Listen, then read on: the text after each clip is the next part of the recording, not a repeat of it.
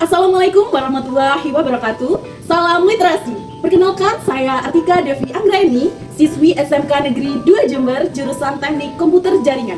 Di sini, saya akan meresensi buku yang ada di perpustakaan yang berjudul Rumah Tanpa Jendela, karya Asma Nadia, yang diterbitkan tahun 2011 oleh Republika Penerbit, dengan jumlah halaman kurang lebih 248 halaman.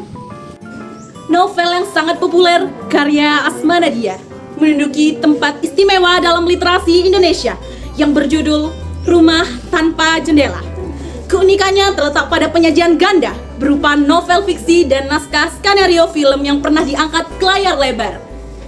Kisahnya menyoroti kehidupan anak-anak miskin di perkampungan kumuh Jakarta. Latar tempat dari perkampungan yang sempit, kumuh, dan tidak layak huni menjadi persoalan sosial yang sering terabaikan.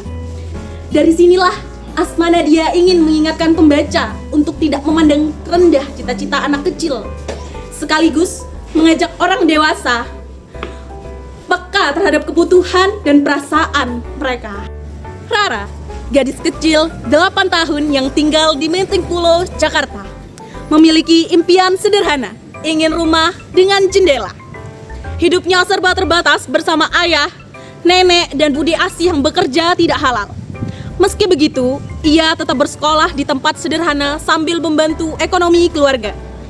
Sementara itu, Aldo, anak kaya 10 tahun yang kesepian karena keluarganya sibuk, bertemu Rara di sanggar lukis. Persahabatan mereka membuat Aldo merasa berarti dan Rara menemukan kebahagiaan baru.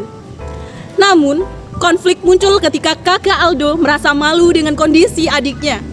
Ditambah musibah kebakaran yang merenggut ayah Rara. Puncaknya, Aldo kabur dari rumah dan ditemani Rara. Setelah ditemukannya, keluarga berubah lebih peduli. Mereka pun menampung Rara dan neneknya. Sementara Bude Asih yang meninggalkan pekerjaan yang lama. Impian Rara terwujud. Ia kini bisa melihat cahaya dari jendela rumah barunya.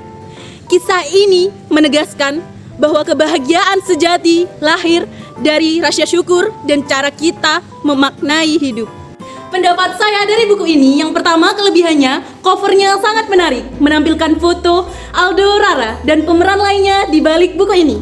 Tahun 2011, buku ini sudah difilmkan di bioskop. Yang kedua, bahasa sederhana dan mudah dipahami. Gaya bahasanya ringan, mengalir, komunikatif, sehingga cocok dibaca oleh semua kalangan, termasuk pelajar. Yang ketiga, novel ini memberikan nilai edukatif yang mengajarkan rasa syukur, semangat pantang menyerah, dan pentingnya menghargai mimpi sekecil apapun. Adapun kekurangan dalam novel ini, yang pertama, alur cerita yang disajikan tidak sepenuhnya teratur, sehingga pembaca dituntut untuk lebih berkonsentrasi dan fokus agar dapat memahami isi cerita dengan baik.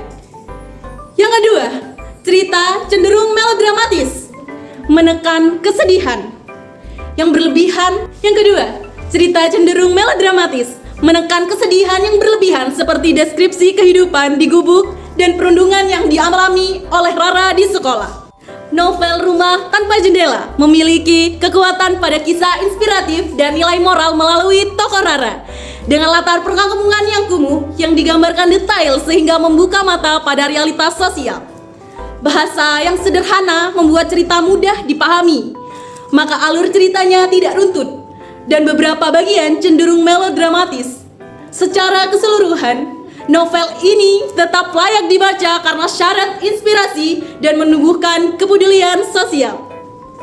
Novel ini menggambarkan bahwa meski hidup dalam keterbatasan, anak-anak tetap berhak bermimpi.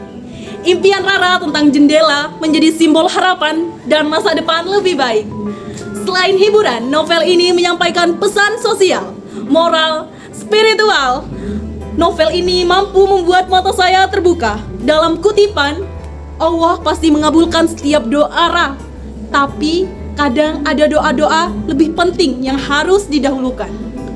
Novel ini membangkitkan kesadaran bahwa harapan akan selalu ada, bahkan di ruang yang hidup yang sempit tanpa jendela sekalipun. Terima kasih telah mendengarkan resensi yang saya buat. Semoga bermanfaat untuk kalian semua.